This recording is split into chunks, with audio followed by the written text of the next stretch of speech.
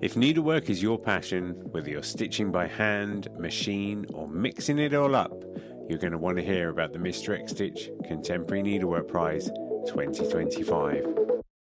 This prize celebrates the best in modern stitch, and it's open to creatives from all around the world, whether you're a student or an emerging artist or a seasoned professional. And the best part, you don't have to send your work anywhere. Just upload high-resolution images to a private folder we will send you after you enter. You can enter more than one category, for instance, hand embroidery and 3D textiles. Just grab an entry for each one. And if you've got a student ID, you can get 50% off the entry price as well.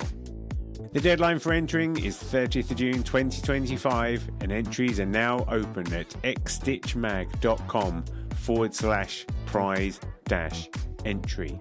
Thanks to our brilliant sponsors, Bookmarked Hub by Search Press and David and Charles, and the legends at Lowry Workstands. If you've got the stitch bug, this is your time. Show us what you've got. Enter the prize now.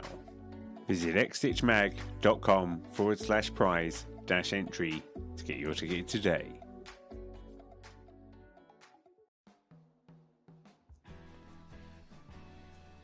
Aaron Fein is a US-based machine embroidery artist who took first place in the machine embroidery category in the 2023 Mr. X Stitch Contemporary Needlework Prize. Inspired by the fading colours of American flags after 9/11, Aaron embarked on a project to create white flags that represented grief and unity. He initially experimented with bleaching and sewing, but eventually discovered the power of machine embroidery, and the rest was history. Over the course of several years, he created 193 white flags, each representing a different country. The project became a therapeutic process for Aaron and allowed him to explore the possibilities of embroidery as an art form. He later expanded his work to include intricate geometric designs and has gone on to do installation pieces as well. This is the first part of my Needle Exchange with Aaron, and it's a great chat, not least because his story is wonderful and he spends a lot of time sharing it. I absolutely loved it. We start talking, I ask Aaron one question and he goes for a long time, and I absolutely loved listening to it. Aaron is a man who trained as an architect, had a career in that direction, but upon reflection, I think the art was always there waiting to come out of him, and he definitely feels like someone who now has to make the work he's making. The White Flags project being not only a profound opportunity to explore his own response to the 9/11 tragedy, but it also gave him the opportunity to create public art, to have conversations that he might not have done otherwise. It's a really interesting tale, and I think you're going to enjoy it. I will be back next week with the second part of my conversation with Aaron, where we dive a bit more into his practice and the cultural touch points that we like to find out about. But I hope you enjoy this show. Aaron's a really interesting guy. And if you do enjoy the show, if you'd like to share it with somebody who you think would be like-minded, particularly if they've got a sewing machine and they need some inspiration, and please do visit his website as well so you can understand more about some of the work he's making. I'll be back next week. In the meantime, enjoy the show. You first came to my attention when you entered the Mr. X Stitch Contemporary Needlework Prize, and then when you went and smashed the ball out of the park by winning the machine embroidery section. So let's talk about that. How did all that happen? Okay, so that was an interesting, long process of discovery. So I was trained as an architect and a sculptor, and my MO in that realm was, kind of have an idea for a project and then find the correct and appropriate medium to express that. And what happened that I responded to was 9/11, basically. I was, 30 years old at the time.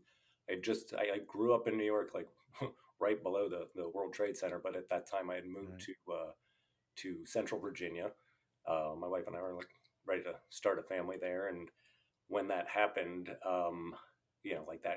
that monumental destruction in such a short time, was very intense. And then what happened in the aftermath for me was in the States, everybody had an American flag bumper sticker or an American flag in the window. So, like, it was everywhere. And then over a few months, that image, due to just age and sunlight and weather, those things started to fade in color.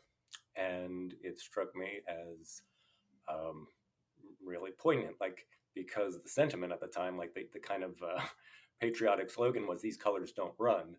And what I was seeing before my eyes was these colors were fading. Mm. And I kind of it resonated with me in terms of a physical image, but also with like the grief I was carrying. And I thought to myself, well, how long does this grief last? Does it go on forever? And if it goes on forever, do the flags fade forever? And if they fade forever, then what do they look like? Are they completely white? And so that was the concept for me of, like, I had this image in my head of this white American flag that I needed to then say, okay, how is this going to get? How do I interact with this as an artist? And I was not a fiber artist. I never did anything with fiber. Mm. Actually, I know I did. I did one interior project where I made curtains, so I had a sewing machine, and I um, thought, well, do I bleach a flag? And I bleached a flag, and bleach just took that flag right apart. And so I knew that wasn't going to be it. So I started to say, well, what if it's an additive constructive process? And I just took white fabric and white thread, and I, joined white stripes to white stripes, and I embroidered on it white stars. And then the image I got was this image that read in two ways. It was either this bright white flag with light reflecting off of it, like this, flag of surrender, or in silhouette, you totally understood, you could totally read the pattern, and it was very clear what it was. And that tension to me was pretty powerful. But at the Mm. same time, that flag alone, like that, felt a little sad and defeated. And so as I pondered it more, I thought, like, does this, what if this were all the flags and they were Mm. all together? And, you know, if you had this idea of all the flags kind of giving something up, like this basic color scheme, they could then kind of be unified in this single whole, but still retaining their individual characteristics. And that was like the conceptual and kind of, that was the thrust of the project. That was the framework. And then the realization of it was, how do I do this? And with that, first American flag project, I thought, like, well, I can try and embroider stars by hand, but I've never done that before. Mm. And then as I don't know how I found it, or maybe I went to a sewing store that had embroidery machines, but I realized, like, I could, like, these can be embroidered by machine. And at the time, I found somebody with an embroidery machine and just had them, I gave them the specs, and I picked a star and had them, I showed them the layout. Obviously, it's the layout of the American flag. Mm. And then they embroidered the stars on it. And, it was kind of proof of concept. It held together. It looked as I wanted it to look. And then the idea was, well, now there's a whole other bunch of flags to make. And how am I going to do that? And, um, I did a couple of embroideries by hand, but I realized, like, this is not going to work in that respect. It's not me. It's not like I Mm. don't have that skill. I don't particularly feel compelled to learn it. And for the size of this job, I'll never get it done. And part of the job was completing it, within some sort of timely manner so that it was relevant. And, so I basically got myself a small domestic embroidery machine, like a Husqvarna Viking with Mm-hmm. the slide on arm, and basically just started to, I did a lot with graphics at the time, computer graphics, so I had a good grasp on using computers to to generate CAD imagery and stuff like that. And But I was always interested in using computers to make stuff, like as an architect. Like Mm. that was definitely something I wanted to do. And then this just kind of scratched that itch. And over time, I was working at the time, and so when because sewing and fibers is was not my you know inherent nature. I didn't grow up doing that. I was a builder. Everything was straight edges and straight lines and kind of power tools. And here was this kind of world where everything was a little flexible. Um, so I would start and I'd do some of these flag patterns, and then I'd have to put it down for a while and I'd come back to it, and I would have to relearn everything again and again and again. And at a certain point, um, I just committed to getting the project done, and that was like 5 years after it. Like I think for 5 years, I only had like 8 flags, and I would actually go out in public with them and stand around with this contraption that was an old, restaurant umbrella, which I took the top off of and I made it flat, and then I'd just stand there with 8 flags and talk to people about it because it was still a very raw, relevant topic for people, and then as that's the thing, like years passed, and it was getting up like it was 2008 at that time or not? No, it's 2009. And I said, "Oh my God, it's like we're coming up on the 10th anniversary already. If I don't get this project done, I will never get it done." Just to be Yeah. honest with myself, and so I kind of took a hiatus from from working in an office and focused on it. And my wife was a steady income earner, and um, once I was able to focus on it, I was able to create a rhythm. And for the first time in my life, I kind of definitely have diagnosed ADHD, and that was late in life that I was diagnosed. So I started to understand like um, you know my ability to get things done was this was the first time, this was the first medium where I could say like, oh, I've got like 2 flags to do, and this is how much time it's going to take. And then it started to actually take that amount of time because I was developing this skill with digital embroidery that I was just getting deeper and deeper into. And ultimately, by the 10th anniversary, I was able to finish the project. And then after that, I was kind of liberated from that yoke that I've been carrying. Yeah.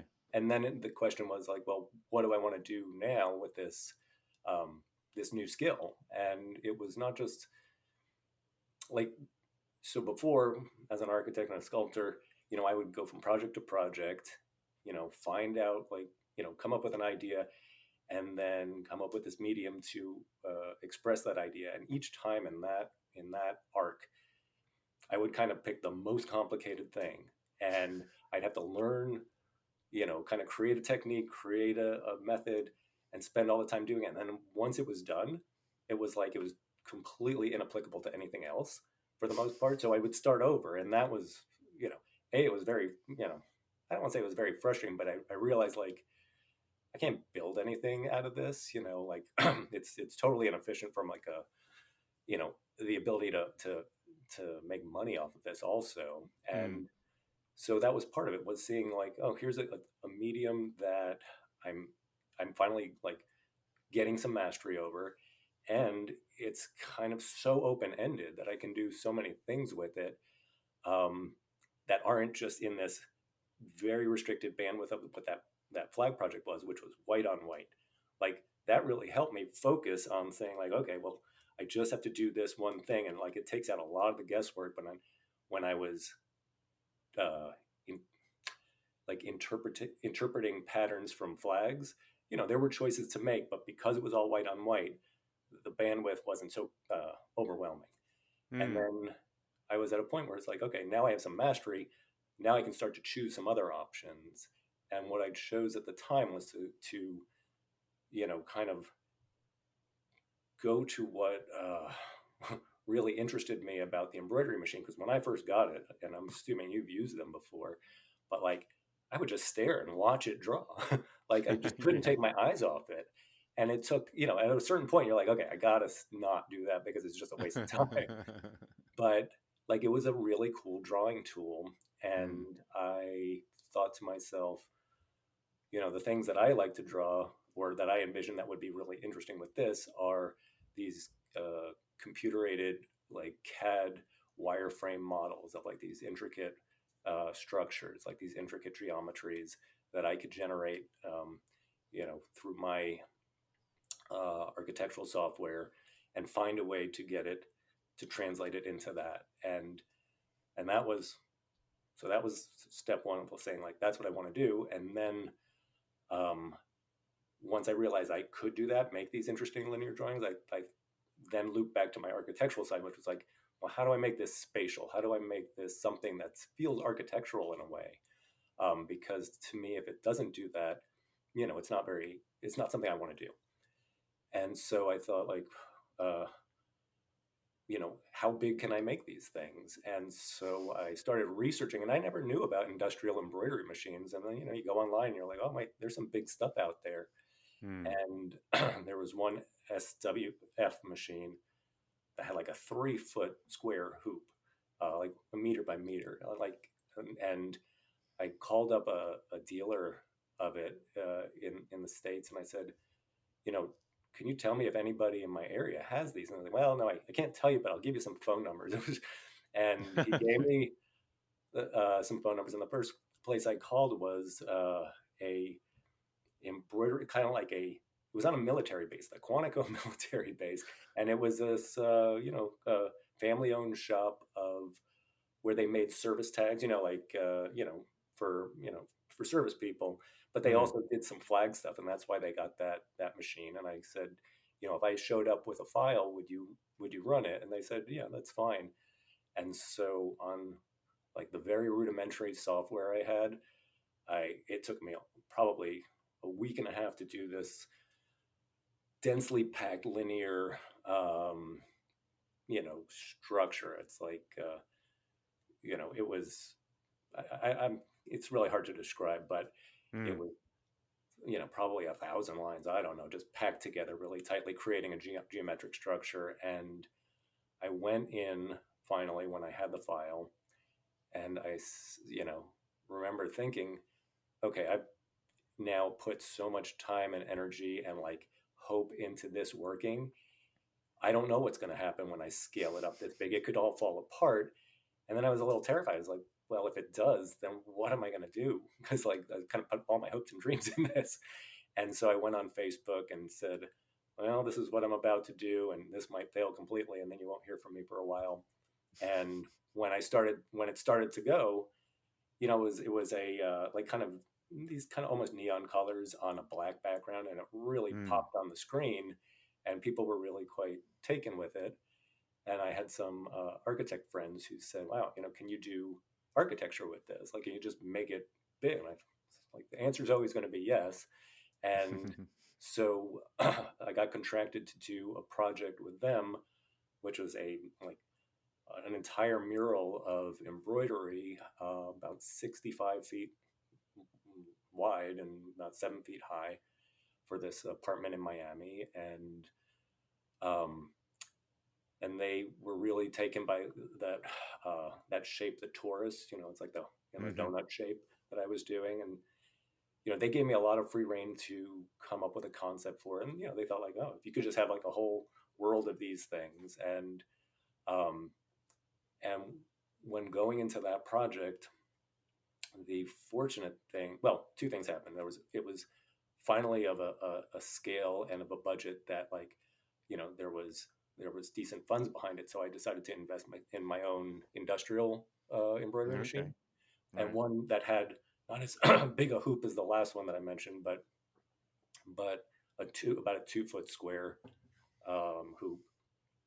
And um, so I started to work with that, and the lucky thing was like the project got kind of delayed in permitting, so there was just an extended period of R&D for me in there. And the switch I made, or like the discovery I made doing that R&D, was going from this idea of linear drawing of these wireframes to hatching in the areas that I of these shapes. And when I did that in this kind of, and the architects wanted this kind of white on white muted things, similar to the flags, because they wanted something very subtle. They didn't want something overpowering. So hatching these areas on these geometric shapes with the white thread made it much more about light reflections. And that was like the major shift for me to say like, oh, I can, it almost feels like glass. And if I change, the angle of incidence from, for the threads, I can make areas of dark and light. And that was something I worked with the flags. It was much more kind of like, 45-degree angles where it's like either light or dark. And here in the software I was using, I could, adjust by a degree what I was doing. And so then I could kind of, make much subtler sweeps of shaded light that as you moved around it, it would kind of create this fake relief, an illusionistic relief, so that it felt three-dimensional. And really that was the arc to get to where, I had kind of developed a language that I was ready to work with. And so from there, other things have spooled out over time, and kind of new discoveries have been made. But that's that's how it kind of came together. Fantastic. Thanks, everybody. That was that's an amazing story. Right, there's a lot to unpick there. I've got lots of questions, if that's all right. Sure. First of all, so you made how many white flags did you make in total? I did 193. Like the container was that I settled on was like the flags of the UN. So I figured, okay, here's something people can agree upon. These are like, this is a unified body. So that But was, for like 8 years, you only had 8 of them. yeah. That's amazing. That turnaround. You must. I mean, to me, I guess that's the point at which you started making this a craft thing. Then just focusing your attention on it, having the time to. And was that? I mean, were you still working with like a domestic machine at that point, and just sort of understanding the mechanics of construction? Yeah, like the whole flag project was on a domestic machine, and I would have to. What was good about that machine is that you can um, tile things together with some accuracy. Like you could pick your last point and rotate your pattern to match up so that you can create something over. Sometimes I had to do like 9 tiles, which was a lot. Just out of interest, have you got a favorite flag to recreate in white? Are there any that particularly were good fun? From a purely graphic point of view, the flag of Uganda I always thought was interesting because it has this unexpected pattern of colors in their stripes. I think it's like black, yellow.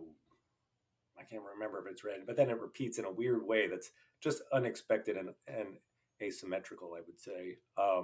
And when you do it in white, that kind of disappears. But from a embroidery point of view, like the flag of Cambodia, that was one of the early ones I did with, where I had to do 9 tiles. And, I really started to play with like the light of saying like, okay, this stuff can be, even though the pattern is this temple, Angkor Wat, I can make all the stuff read the same, like in the same value, or I can play and have some light and dark going on. I don't know. It's I like that flag. And from a sewing point of view, doing the Union Jack, man, that was like sewing a pizza together to get the thing to sit flat. Like there was no embroidery on that, but like, and I think I did that like at the peak of, being in the project and finally getting all my stuff together to understand how to do something like that. Of course, the fun thing with that is you get to do micro versions of it on a few other flags as well, I think, don't you? I think there are little But UK references. But those I did as embroidery. Right. Made it a little easier. Then the next thing that I'm interested in is the fact that then you had these 8 flags, and there was a drive in you that was sufficient for you to go out and almost make performance art out of them. Yeah, yeah. Performance art out of them. Yeah. Can you talk about that? Yeah, so I lived in, at the time, Charlottesville, Virginia, Mm-hmm. which yeah, became famous in 2017 when they had the Nazi march that walked through there. So Fantastic. it's and but the town has its own kind of, you know, kind of history where it's where Thomas Jefferson was, and where Monticello is, and um, in what year was it? It's probably about 2005, 2006. They built a this monument that was like a chalkboard, and it was the Thomas Jefferson Monument to Free Expression, the freedom of expression, and it was just a blank chalkboard where they would put out chalk and people could write anything. And it just, when it went up, I thought like, oh, here's a you know, a locus of attention that, Mm. you know, is kind of asking for speech. And I had this thing at the time that I felt like, okay, I can apply this to this. And so I would locate myself there for the most part. And you know, it was weird. It was like, I'm pretty introverted for the most part. Um, you know, I'm not a performative person, but I felt like this was something, I don't know, I just felt driven to do it. And Mm. and that was the start of it. And then I'd move around to other places in town and do it as well.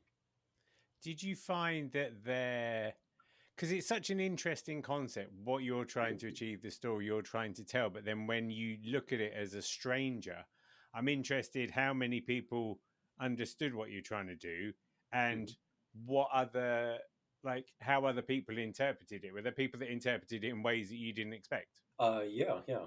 I kind of got all comers basically.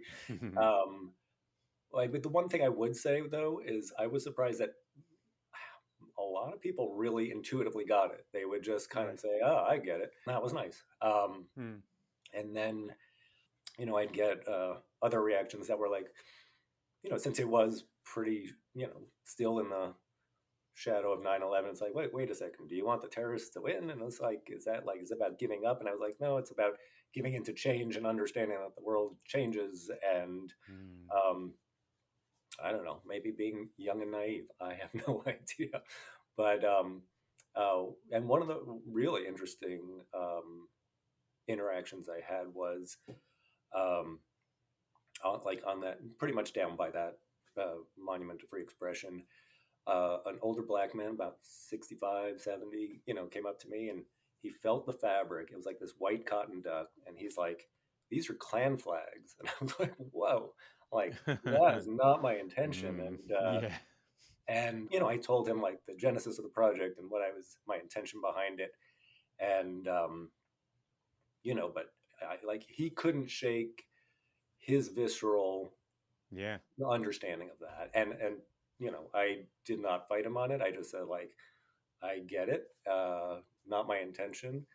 Hmm. And, you know, I thought it was a very valuable, um, you know, dialogue that could happen. And Yeah. like, I would say, well, that was 15 years, almost 20 years ago. Oh my God. Uh, Hmm.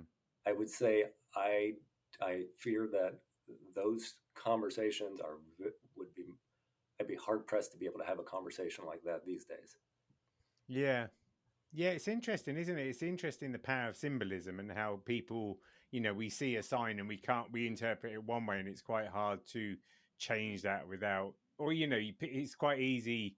I had a thing the other day, there's a mantra I quite like which says, I'm never angry for the reason I think.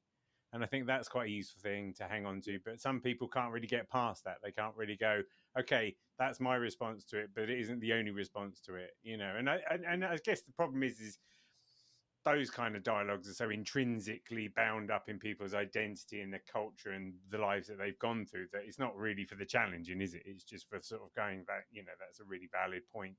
Thanks very much. To me, it feels like the flags are almost like fossils. That's how I see it. Mm-hmm. Because if we span forward 1,000 years, none of these countries are going to be in the same format whatsoever. So it's almost like that kind of looking back and seeing. And in some ways, I guess that's a commentary on the societal discourses of the time, isn't it? Because flags represent how we present as a nation to the rest of the world and that kind of thing. And you kind of wonder what the flags of 1,000 years in the future might look like. Right. Right. I mean, that, you know, I kind of chose to go out in public with a fairly optimistic message for Mm, people. But like inside at the same time, I thought like, if it all goes, tits up basically, then, we're all going to be, we could all perish together. And like, there's yeah, this unifying theme of, uh, you know, we could all choose to be like kind of come together, or we can just kind of end up being reduced to, all of the things that we hold on to that we think are, you know, uh, things of our identity, like they could be taken away from us by just larger events, larger yeah, historical events. yeah. Or fungus. I watched The Last of Us not that long ago. It's the same sort Oh, of thing. Do you, for a lot of people, the process of making, particularly when it's things that are personal, pertinent, managing, dealing with emotions and stuff, the process of making can often be a tool for healing, or certainly a tool like a kind of therapeutic tool. Did you find that with the flags? Did you find that you felt differently at the end of the process to when you began? definitely. Like I knew it was, I could tell it was like a therapeutic process for me. And I mean, what I felt, what I got out of it though, what was nice was having done it, I was given something. I was given this skill, it Mm, was given this thing that then became, the trajectory of what I chose to do. So, there was, a real healing in that because, I mm. was searching before. And can you remember when you first sort of saw some light shimmering? I've written down the word shimmer a couple of times in my notes about you. When you saw a shimmer happening on some thread because the light was hitting it in a certain way, can you kind Yeah. of remember going, hmm, Yeah. Like I would say the first time was working on that piece I mentioned that I blew up really large, hmm, where it was, all these lines that were just tightly packed together. And then there was a surface, hmm, it was like an accidental surface, um, because I was doing something that was made up of a linear construction, but because all the lines were packed so tightly, you know, there was that shimmer. And like that was the first time I saw it. And then I think the second time I saw it when I was in that project for the mural, um, I was doing the torus shape, and in one of the tight areas where, you know, threads were packed tightly, again, it was just like this accidental service, and I was like, wow, what's happening there?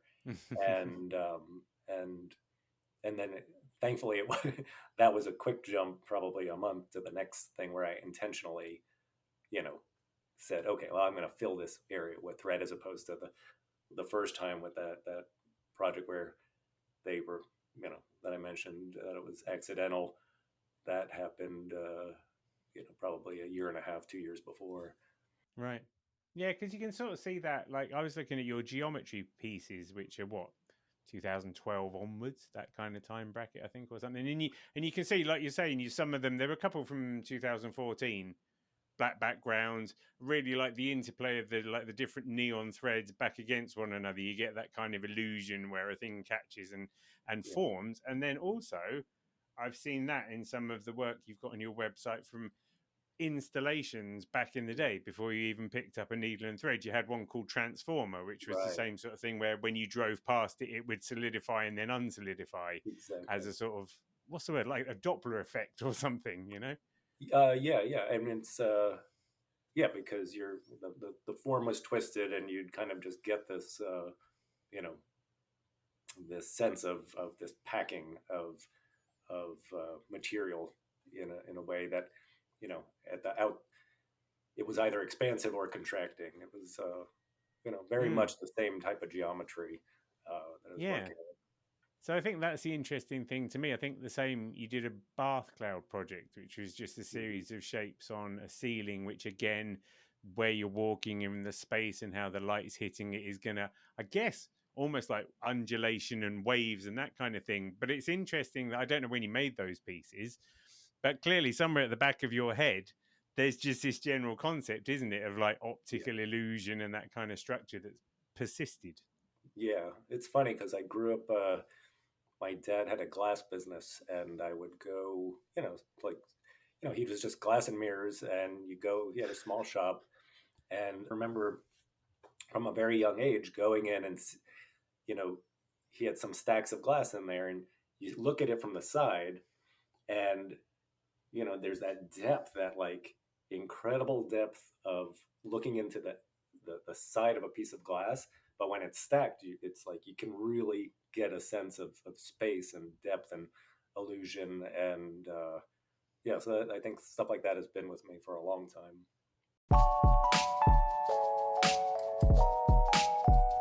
Thanks for joining me on another Needle Exchange. I hope you enjoyed the show. I'd love to hear from you, so feel free to email hello@needle.exchange, that's NEEDL.exchange, with any thoughts, comments or feedback. And if you want to keep up with all the news, sign up to the Needle Exchange mailing list at bit.ly/needle exchange. See you next time.